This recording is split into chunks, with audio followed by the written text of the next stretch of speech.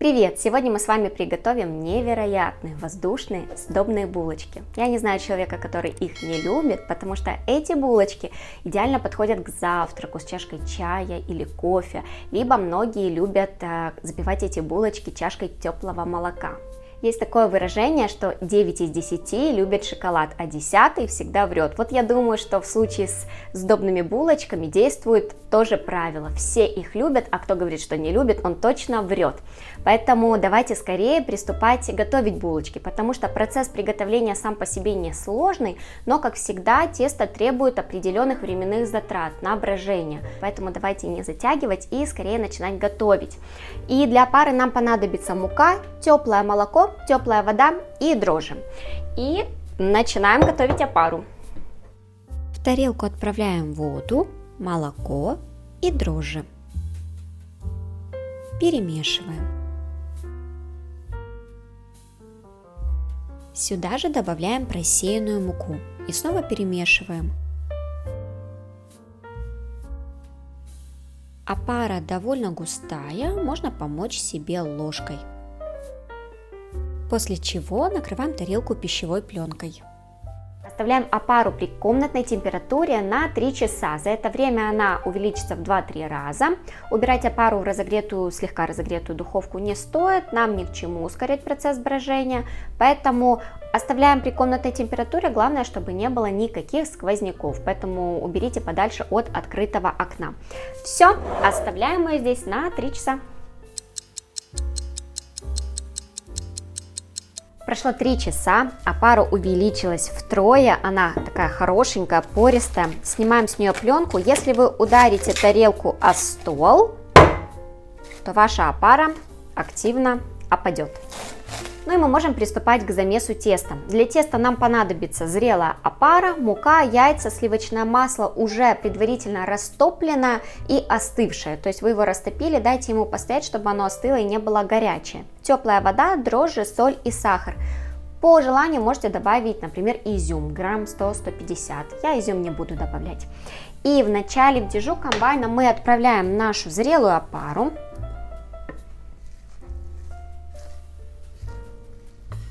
Сюда же воду и дрожжи. И насадкой крюк все перемешиваем.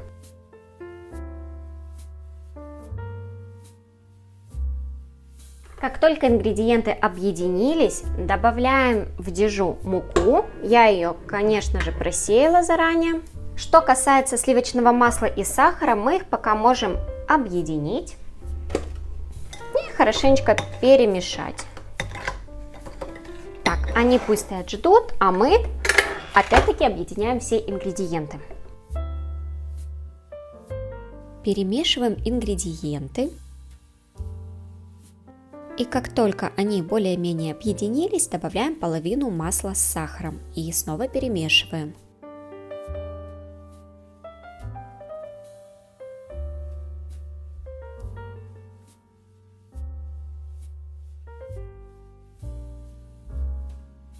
Как только тесто начало разжижаться, останавливаем замес и добавляем оставшееся масло с сахаром и затем снова начинаем замес.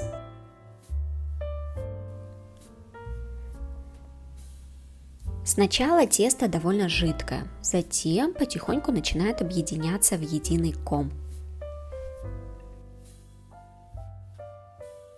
Прошло 15 минут замеса, и как вы видите, тесто уже стало комковаться, оно даже уже неплохо тянется, оно не липкое, чувствуются крупинки сахара, соли, нам надо, чтобы весь сахар полностью растворился. И хотя в этом тесте нам не нужно прям супер сильно развивать клейковину, у нас обычная мука высшего сорта, не нужно супер тонкое глютеновое окно, все равно клейковина хоть какая-то должна, естественно, развиться, чтобы ваше тесто не рвалось.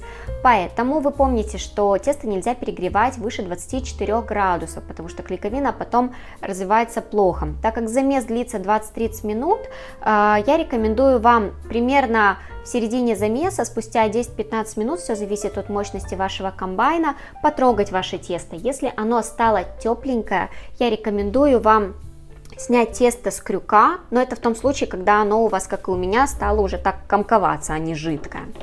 Накрыть пищевой пленочкой и убрать тесто, отдохнуть, немножечко охладиться в холодильник на минут 15-20. И после этого продолжить замес до полного растворения сахара и до шелковистой, такой нелипкой структуры, до мягкого приятного теста. Поэтому давайте накроем пищевой пленкой.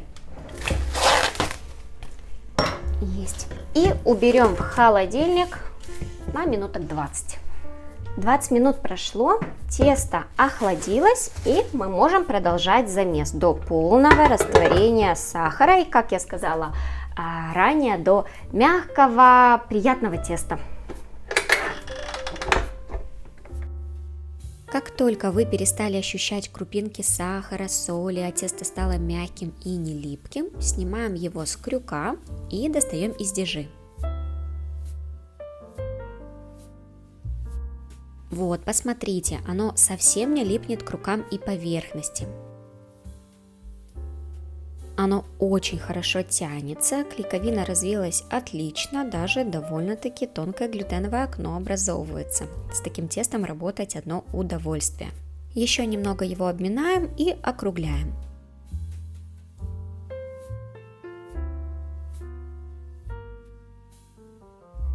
Сверху получается натянутая гладенькая пленка. Смазываем тарелку сливочным маслом, кладем в нее тесто и накрываем пищевой пленкой.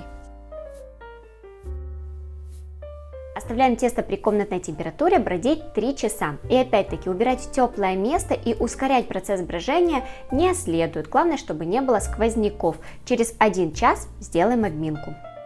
Спустя час достаем тесто и обминаем его, затем снова округляем и оставляем еще на 2 часа.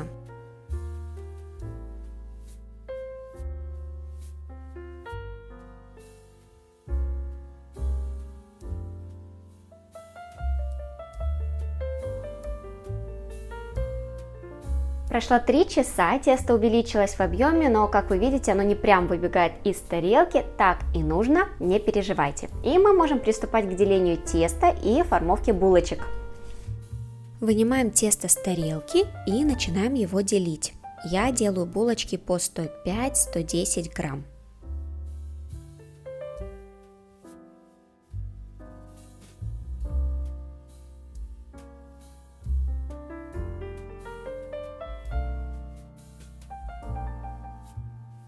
Из каждой получившейся части с 2 сторон выбиваем воздух и лопаем пузыри. После чего собираем в комочек и защипываем. Затем округляем. Ребро руки и поверхность соприкасаются, а булочку округляем между большим и указательным пальцем. То же самое делаем с остальными частями.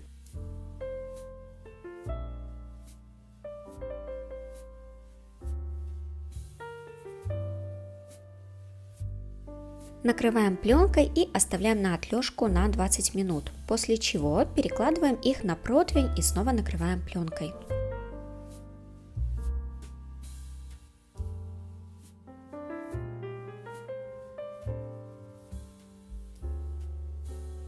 Оставляем булочки растаиваться при комнатной температуре примерно 1,5 часа. Прошло 1,5 часа, булочки расстоялись. Я пока включу духовку и разогрею ее до 180 градусов. А в это время нам нужно немного перемешать яйцо и смазать им расстоявшиеся булочки.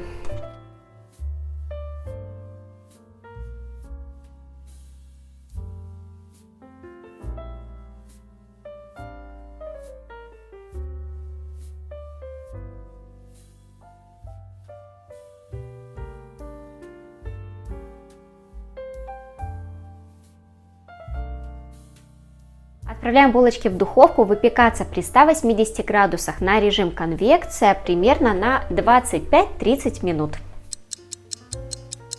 Спустя 25 минут булочки испеклись, теперь самое главное и самое сложное — это дать им полностью остыть.